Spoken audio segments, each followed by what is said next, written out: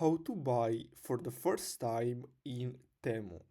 So basically, you can either go to temu.com and use their official website, or you can get the Temu app, which is completely free. And after that, you're gonna have to simply look for the products that you need. Here you have different categories. You have gym shorts, men's watches. You can search for basically anything here. As you can see, recently searched for pet supplies. So let's say I want to buy this thing for my pet. You're gonna have to simply click on it, choose the variant. So I'm gonna choose this color and simply click on add to cart. After that, you're gonna have to either go to cart to basically go to the checkout process, or you can simply keep shopping and add more products to your cart.